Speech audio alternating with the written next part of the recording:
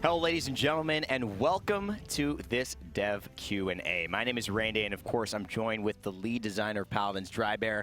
How you doing, man? Feeling good? I'm dandy. Dandy, dandy. Not candy dandy. Okay. I'm not quite there yet. Got Not it. as sweet. More of like kind of like a sultry dandy. Okay, nice. You're like a mild, maybe like an herbal tea. Yeah, strength something like type that. dandy. Yeah, Exactly. something like that. Herbal. Yeah. Herbal dandy. Yeah. I like it. Well, we're here. We're excited. I know there's been a lot of questions to discuss, so we want to take a little bit of time while we have it. We've got about 30 minutes to answer your questions live, and of course, just get more in depth on some of the upcoming changes for Season 1, which we're also excited and anticipating here. So Rory's here to break things down with us, and kind of why don't you catch us up as to where we've been thus far that's kind of started this conversation already. Yeah, so I mean, the history of Paladins, we've been kind of trying to release things early to get the conversation going, and actually we wouldn't be here where we are now in Paladins without all the people that were there during the closed beta and alpha stages, giving feedback constantly. There's a lot of systems in the game that are very complex and very intricate, and kind of getting that feedback is a big part of who we are as a studio and also who we are as a game dev team. So yesterday, if you guys got a chance to see it, watched a video talking about what we're thinking for Season 1, kind of get that conversation started and see what you guys think, talking about ways to solve some of the issues that have been brought up in the community and ways to make Paladins even better. So the high level of it, just to kind of get the conversation started with you guys, is focusing on ways to add customization to the characters themselves. This comes in the form of a talent system, which will be available through character mastery unlocks, and will provide ways to enhance your character. One kind of thing that I saw, and I've been reading all the Reddit forums and forum posts and social media and all the talk going on, and all the stuff in game as well. One of the bigger questions that people are asking is this going to replace any abilities? Is this going to take anything away? Yeah, what's happening? Largely no. I mean, this is all going to be a layer added on top. So when we're talking about getting like a barricade barrack, it doesn't mean that if you're playing barricade barrack, you don't have turrets. The kit for the character will stay the same. Everything will be there available. You'll just be able to kind of hone in on a Cylon for one of those abilities and say, I really like my barricade, make that just that much stronger, and then you can pick your loadout in addition and then watch for the game. So you'll still be barrack, you'll still have all the abilities, you'll still have what you have now. You'll just have ways to say, okay, I'm buying in, I'm going full shield, give me that barricade talent, and it makes it that much better. So this is essentially another layer of depth. You're not removing anything, you're not kind of sidestepping and replacing one thing for the other, you're just adding something. That's right. For the most part, there will be characters that will lose something, largely because if we feel, the characters that didn't really get enough love, or feel like there's bloat in their kit where they have too many things and that's preventing them from being stronger in other areas, or they just don't have enough, right? We may be shifting around, looking at Ruckus's repulsive field is a big one, right? Yeah, that's huge. Not too happy with the fact that he can't use it off the point, so finding ways to rework that with the talent system and in the base kit to make sure that's useful all the time. Grok is a big one too, looking at his ultimate, the way he heals, the way his shock pulse works. So there will be characters that will see probably more changes than others, but for the most part, most of the characters are going to stay as they are, and then the talent system will be added on top of that to be able to kind of customize in a deeper way. Yeah, it seems like depth is kind of the theme of Season 1, being able to take customization to another level. Obviously, Paladins is a game that's based itself off of being extremely customizable and adaptable for the player experience that you want, whether it's through your loadouts, whether it's through your items in game, whether it's through now your talents that you'll be able to select alongside your loadouts, and of course, your cards that you're bringing into the match as well. There's been a lot of questions about the cards, how this new Season 1 system will affect the cards. We've heard several things. Why don't you kind of walk us through what the changes are for Season 1 with cards? So our initial thought yesterday, to catch everybody up, was talking about ways to kind of get the cards more depth as well, because we're going to get that with the characters and the talents, kind of enhancing it that way. But bringing the loadouts more to the forefront, adding more value there. And after kind of all the discussions you guys have been having over the last day or so, a lot of great points brought up on the forums, people talking about ways to do an alternate. So kind of shifting that a little bit. So I think today it'd be good to talk about what changes we want to bring along with that. So the high level is we want to make cards more meaningful, but we also want to give you more of a sink for your gold. So actually, based on the reactions we saw yesterday, what I want to do is talk a little bit about actually how we're going to enhance the mastery system. We talked a little bit about it yesterday with the video, but the high level is the talents will be in the mastery unlocked. For those of you who don't know, champion mastery goes from level 1 to 25. There's a lot of advanced progression there you can go through and ways you can unlock. Right now, there's not a whole lot to the system, and we've seen a lot of feedback around that, wanting more ways to unlock, more cosmetics. mastery skins, stuff like that. So it's going to go a little bit like this. We're going to have a very early kind of quick progression on the champions. We can unlock the talents, something like 135, right, where you start with a talent at level 3, which is really fast. You get another talent. At level 5, which is about the time you start entering a ranked with that character anyways. Right, You'll have all the talents and that kind of thing kind of built up. But just to kind of pivot on the feedback we've seen on the gold sinks, I think we should start adding in some kind of cosmetics and cool things to the mastery system. So here's a quick list of the things that the team has brainstormed and we're talking about adding in. 2 tiers of mastery skins. Wow. The art team is actually coming up with some pretty cool ideas that we hope to share with you in the future around how to shift that around. Nice. It's something I don't think that I've ever seen before, and the art team's pretty excited about it, so I'll let them kind of handle that. So we'll have 2 different tiers of that. That'll include head, body, weapon. Okay, great. For each one, so that kind of sits Still there. customizing. That's right. We are going to be adding in titles. Ooh. Which could display on your top play, so you earn ways to unlock titles. So you could be, the black magic, right? From the realm, right? Yeah, of course. So when you get top play, you'll show that there, and they'll unlock through the mastery system. We'll have ways to add in mastery-only emotes that could display your mastery level in 3D space when you're playing and that kind of stuff.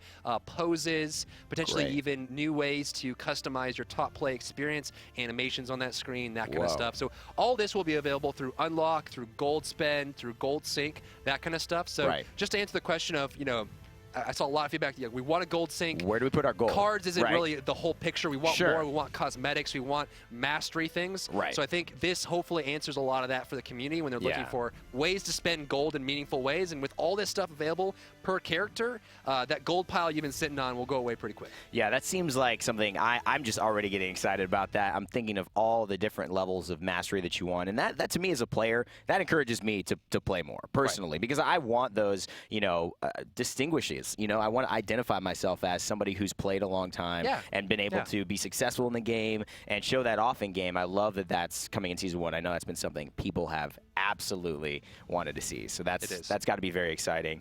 And the other thing that I think people have been asking questions about is kind of not only where do I put my goal, but kind of what's the value of my goal? Are we going to make some of the more things more valuable, more enticing? I think specifically Radiant Chest, people wanted to kind of see what some of the plans with that going into Season 1. Yeah, it's a good question. And looking at it, obviously, we do want to add the gold value there. And we think that the mastery increase and, those mastery rewards go from like 1, 2, 3, 4, 5 all the way up to 20 and then like prestige stuff, all that stuff. That'll all be unlocked through the mastery stuff. But I think, to your point, the Radiant Chest becoming more valuable is a big thing in the community. So I think from the card perspective, we do want to enhance the collection aspect of the cards. Being able to feel like you are, making your cards more powerful, making them more meaningful, adding a collection of, when you love Cassie, kind of having those duplicates coming out of the chest become more meaningful. So for the card side, what we're going to do is we're going to be adding in kind of a small amount of flat stats per card. Right? And then that means that when you get a duplicate of a card out of a Radiant chest, you now are going to be making that card more meaningful, kind of increasing the value of that card individually. Interesting. So that means instead of, when you open a Radiant chest and it's full of gold, which right now there isn't a whole lot to spend gold on. There also isn't a whole lot to kind of get out of the Radiant chest. There's a couple, moats and stuff in there. But by making it be more about the cards, the collection aspect, make Radiant chest more meaningful, then we can start focusing on the cards that way. But then we can also start running more options to get Radiant chests, first one of the day, daily login, special events and promotions and weekend bonuses, that kind of stuff, and make Radiant chests also super valuable so you guys have more things to kind of collect. Yeah, boosters as well make all of that process even more lucrative to the player. And I run with a 30-day booster. I get free crystals, so that's a little... And it's a 4th item in the Radiant chest too, so you get more collection there. Those chests are instantly more valuable. The duplicates, of course, you will be able to kind of get a duplicate card with the stats going up. That will be capped. I saw this question a lot through all the discussions. Will that continue forever? Will be someone who just, grinds more, plays more than me, be stronger than me. There will be a cap on that, so at a certain point you'll hit, we're looking at like 5 upgrades right now. So when you get the card 5 times, it's done. All the stats are finished. You have that, and you're going to go on the next card or go to the next character. So look at it that way, so you're able to build it up, get stronger and stronger. It will be, right now we're planning % damage and % HP.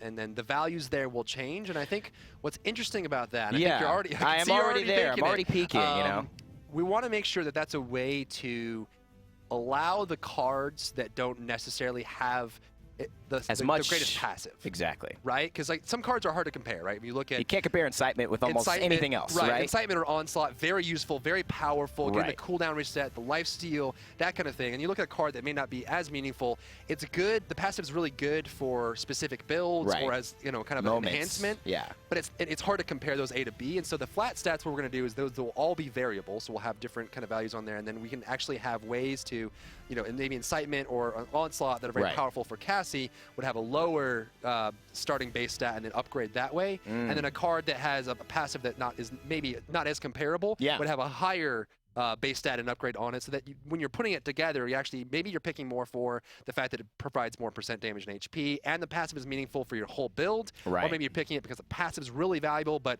you're paying the cost of lower stats to get it. Those are really interesting decisions to see players make as well, because sometimes the flat stats are going to be exciting, and sometimes there is that moment that you want to pick that card. This disengage card, it could be great. I'm on a certain map. There's a lot of a fish market comes to example. One of those where you're just like, well, I want to take advantage of this. I get some extra stats on it, even though maybe I won't use it all the time. I could have this as a secret part of one of my decks, which is I encourage everyone to make multiple decks as well. That's part of the fun of building the decks, not just having one, having multiple. I think this will encourage that more for the more variability in the certain situations you get into the game. Moving into some of the questions you all have asked, we've kind of given you a basic overview of what's been proposed as changes for Season 1, how we're moving forward. Let's see what you all have to ask. First one off the top is, are our ratings going to be reset, and when? We are looking at options for that.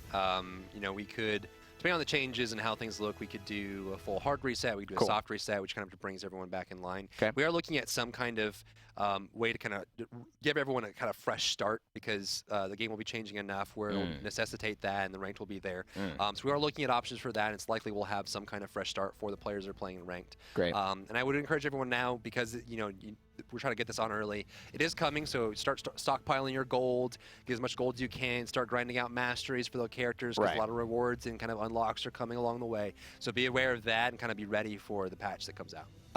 Looking at game modes, we've got Siege, we've got Payload. Obviously, Siege is the esports one. Are there any kind of plans maybe to add some different game modes or game types coming into Season 1? We are looking at PvE and a return of the survival game mode, which is like a permadeath thing. That's going to be a ways off. The PvE mode will be coming very, very soon in an early stage, kind of get that in there, to get some more encounters experiences in there.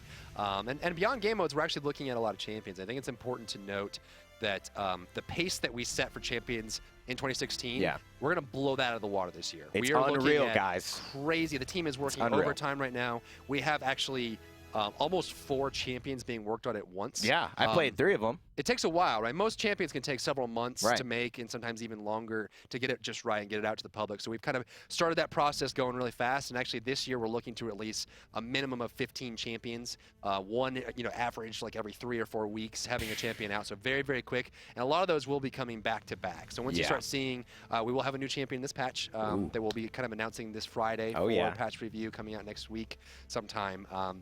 And after that, we'll be having champions come along very, very quickly. So we are focusing on, new maps, new champion, lots of good content, making the cards more meaningful, the collection aspect more meaningful, adding tons of mastery rewards that allow you to kind of spend your gold on interesting things, lots of new cosmetics, and then expanding out the ranked system, looking at polishing out the ranked system and allowing people to kind of get that much better. So, a lot of good stuff coming.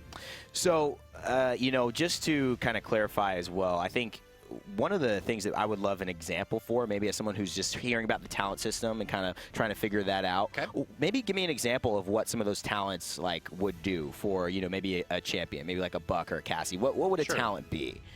There's a couple, some of them will provide different benefits.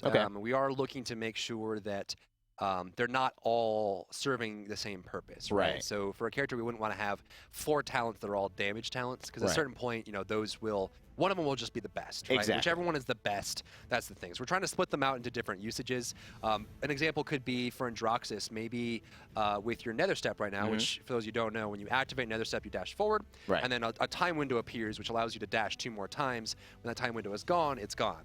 So a talent for Nether Step could be, maybe you just have 3 charges of Nether Step. There's no time window, there's no requirement, there's nothing else. And then stuff like that, which doesn't have the biggest impact on the character, Right. but all of a sudden everything shifts, right? Because all the cards you have that activate when you activate Nether Step, you can now start storing those and using those for different ways. The loadouts start expanding, right? When you get the dash to heal, now all of a sudden you're the commander of when that heal occurs, and you can start using that, and then the time window goes away. Another example could be for Barrack, maybe he gets maybe he places down 2 turrets at once, or maybe he has 3 turrets instead of 2 as a maximum, right? Something like that. Or, you know, maybe his barricade becomes a dome, like maybe stuff rocket that allows boots is a little different. Maybe rocket charges boots, or maybe rocket boots has charges, right? Stuff like that. We're looking at ways to make the character more interesting, but again, the important part there is the character stays the same on the base floor. The foundation is the same, and you're basically picking a part of the kit that you feel is important for the match. And this goes into something that's very unique about Paladins, which we don't see in very many shooters nowadays, is you are locking your character in for the match. You can't change it, you can't swap it, you can't change your strategy mid-game on the character side. And so once you get into the game and you realize what you're up against, now you start crafting the secondary layer of your character. Okay, I have Barrack, but I know there are going to be a lot of damage coming in, so I need to go barricade Barrack. So that's my talent. But now I'm going against a lot of tanks, so maybe in my loadouts I need anti-tank or I need anti-flank or something like that. Okay, I got that part down.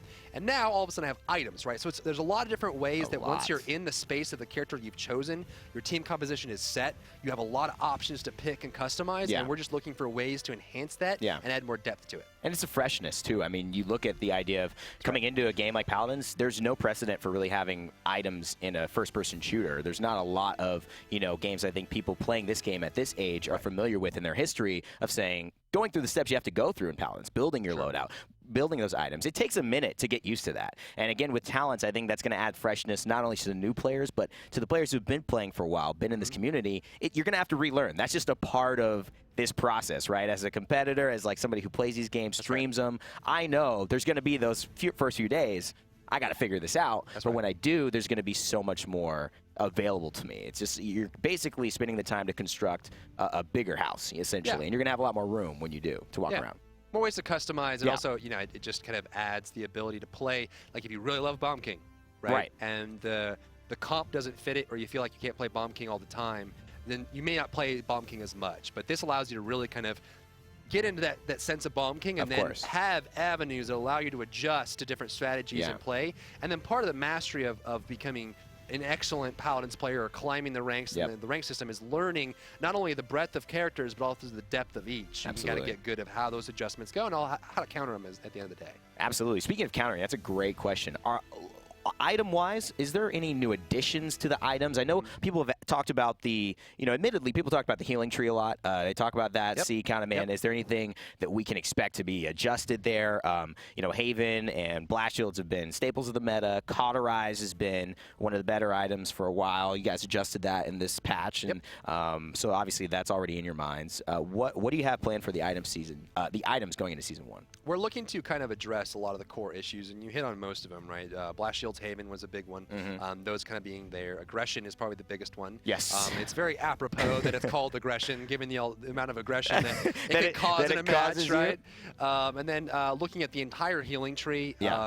Life Rip is probably Life Rip and Rejuvenate are kind of the most useful, but then Veteran comes in some aspects. So making sure that that whole tree gets a good look. And then looking at the utility tree as well. You know, Chronos, Master Writing are very, very good. Kind of get those in. And then Morale Boost comes in a lot of interesting ways. Yeah, absolutely. So kind of looking at all those, we're going to make sure that we kind of rework some of them. Aggression's going to have kind of a more kind of rethink on how that works and how that builds into it. Looking at the healing tree to make sure that whole tree starts to feel more interesting, and then maybe adding a couple new interesting items into it. Looking at pricing and stuff like that. So items is a big focus for us for this season, along with everything else. Is the, just my personal question, is the goal to kind of feel out how many items you think you need to fill out a balanced tree, or are you trying to have 5 for each, 4? Is there a magic number? Well, there's 3 missing holes right now. So we should probably fill those. We should probably fill those. Just to, like, get a nice even square. And yeah, and a lot of it too is we want to make sure that the ones that aren't being picked get looked at, right? Maybe the price comes down. Maybe you know, you have different ways to upgrade those, and then kind of should that system shift at all. But make sure that those are powerful. And I think the big thing too is that, you know, the item system is actually providing a very meaningful benefit to the game. And the reason why Wrecker and Cauterize and Blast Shields and Haven are so powerful is that, you know, because our games are, you know, around 10-15 minutes, and most of you through surveys and discussions have talked about how Siege feels like it has a really good start and end time. The duration of it's very accurate. Towards the end of that, you do want to be able to start shutting down death ball comps, heavy tank comps, heavy direct damage comps to encourage team composition with variety. And also with new champions, we are looking to add in ways to enhance that, like having more deployable champions, so Bulldozer's more valuable. Adding more CC champions, so Resilience is more valuable, and creating that kind of opportunity cost of, well, if they have stealth. a 5, and stealth as well, to make sure that Illuminate gets in there too. But obviously right now, because there aren't enough of each,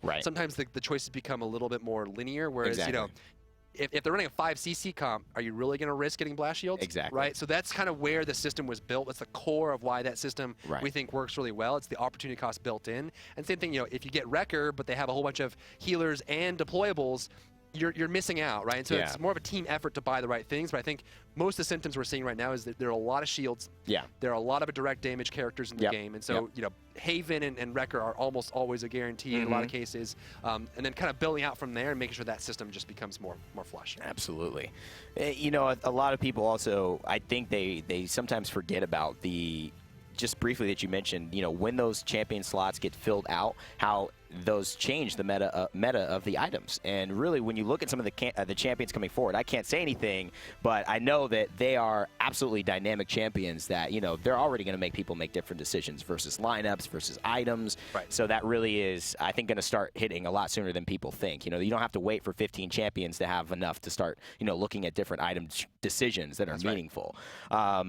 I think a clarification, some people may be worried that they have to, the champion level gets reset with this talent system. Is everything going to stay the same? So if you're... Absolutely not. Absolutely not. No, we at this point, we're not going to do any progression resets, none of that stuff. So just to set this record straight and kind of calm the nerves, whatever mastery you have when Season 1 patch goes out, which hasn't been announced yet, it's not the next patch, there will be no progression reset. You'll have your account level, you'll have all your champion levels, exactly what they are. So again, that's why I'm encouraging you to go out and get more mastery, level up as much as you can, stockpile a bunch of gold, and get ready for the transition so you're ready to kind of bring that together. So all that is definitely staying.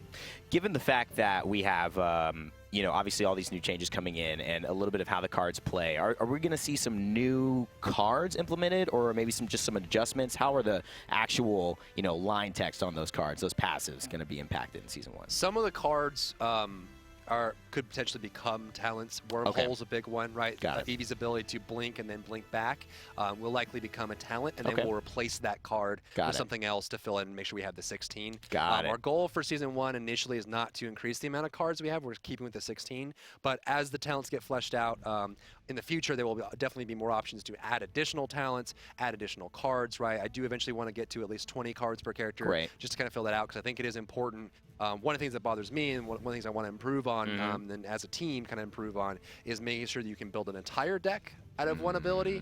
And right now, since you only have 4 in each category, you have to kind of mix around, which has its own dynamics and interest, but just allowing you to kind of have more. So in the future, we do want to kind of expand on that, but it's not something we're planning for Season 1. We want to get talents off the ground and kind of build into that. Are there going to be any rewards for Season 1? For Season 1, likely, but for the end of Season 0 or preseason, no. There won't be anything kind of kicking off for what we're in right now, which is preseason. But we are looking at adding a lot more ranked rewards, enhancing the ranked system, reworking how that kind of builds up, and adding different ways to make that just even that much better. So looking at, obviously, let's see some questions. Just take really live what people are kind of trying to talk about. A lot of people asking why Pretty Hair's hair is so pretty. It seems like you can't avoid that topic no matter what. Season 0, maybe Season he's 1. Born with it. He might just be. Yeah. Maybe it's Maybelline. It might be. How much time do we have? We have. That's a good probably question. Like 7 minutes here.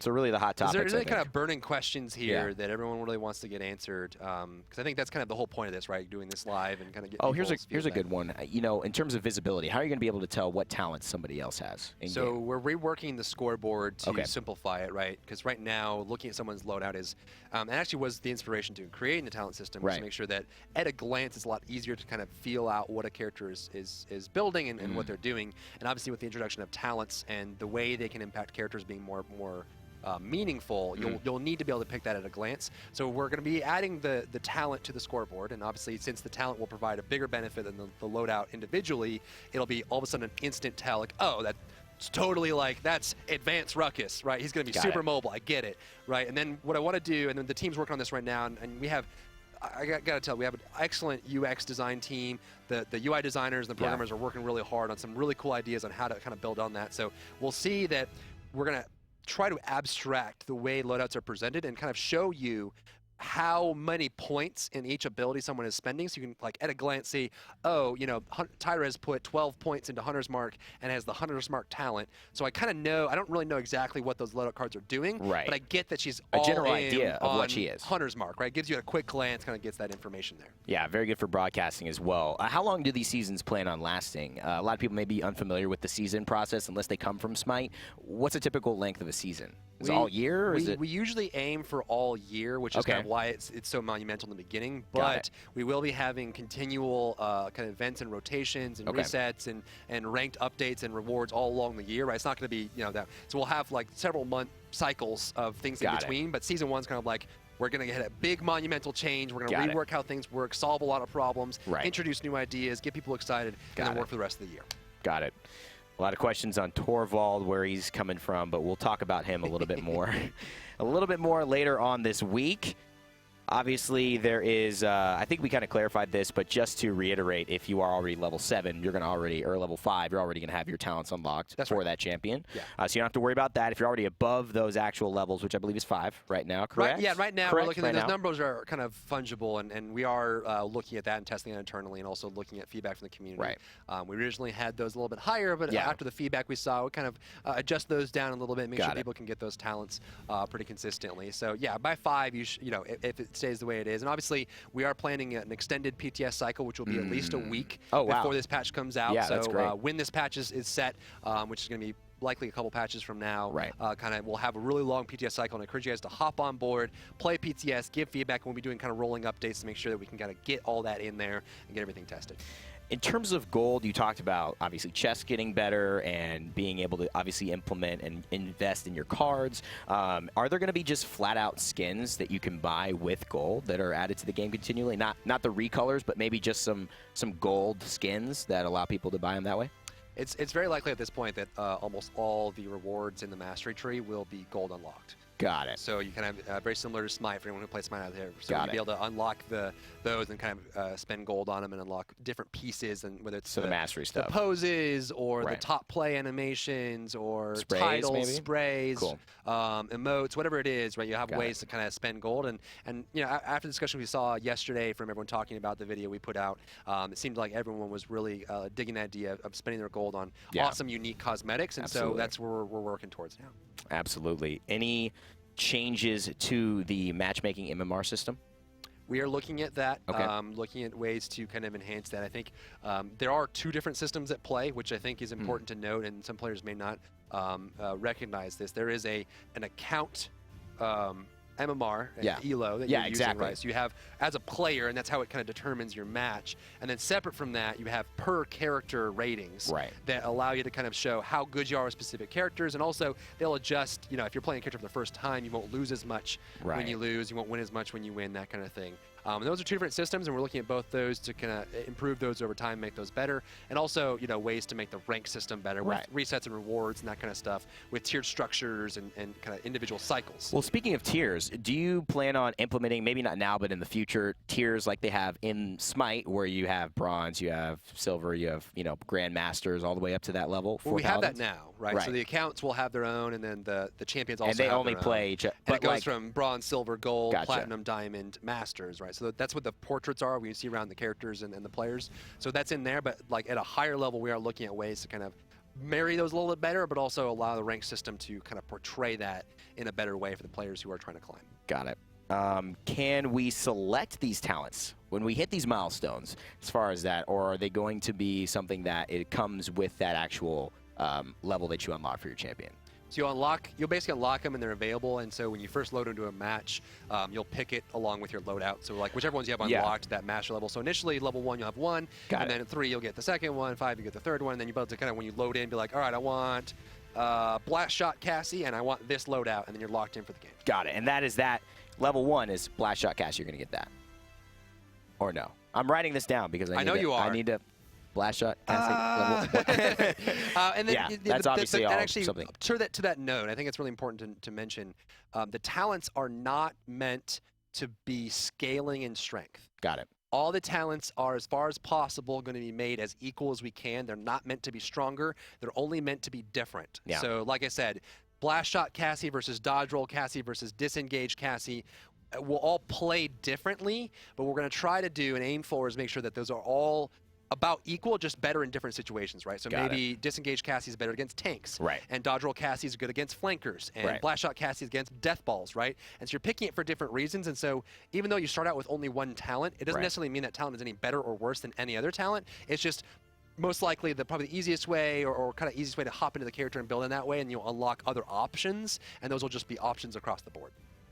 Well, we are running close to the end. We've covered a lot of the new changes. I think people It's been fun. It's been great. I've had a blast. Yeah. I don't know if we should maybe do this again sometime. Okay, we could. If you're why around. not? Yeah, let's do it. If you're at this building. But it's been great being able to take some of your questions. If there's any major thing, obviously, console is something that's people have been mentioning quite a bit. When that's coming out, maybe we could finish up on kind of something you could say about console to appease some of the fans there, give them some direction to look at, and then kind of close out. So if you're looking to sign up, signups are available on Paladins.com. Cool. So you're going to go do the early closed beta signups for that. Right now, the team is working very hard and making a lot of progress on that. We're actually at a stage now where we are kind of waiting on Sony and Microsoft to get certification for that to kind of push it through. So we have kind of what we think is a good good point and good progress point for us. Now, obviously, we have a lot of respect for how kind of Sony and Microsoft uphold high standards for their platforms, right? Absolutely. They have, for those you don't know, they have very high standards. They don't want to kind of allow anything onto their platform that doesn't function or doesn't play well, that kind of thing. So we are in the process now. We're working with Sony and Microsoft to get those moving along. But you can do the signups online if you're looking to get into the closed beta for both consoles, and then we'll have more news on that hopefully in the coming weeks on how that's going to progress. But we're moving along. Awesome. Thank you, Rory, for being on. That was Dev Talk Q&A. My name is Rainday. Make sure to stay tuned to everything here for Paladins on all of our channels where you can follow us. Follow us on Twitter and all that good stuff, so you stay tuned to all the updates for Season 1. Stick to the forums and give your feedback on this, and stay active in the community. We got a lot of great things coming up. I've tested some champions I'm so excited about. I can't wait for you all to see them. We'll see you back here on twitch.tv/PaladinsGame for Friday patch notes starting at 4 p.m. EST. And as always, remember to never give up, never stop gaming, and we will see you in the realm.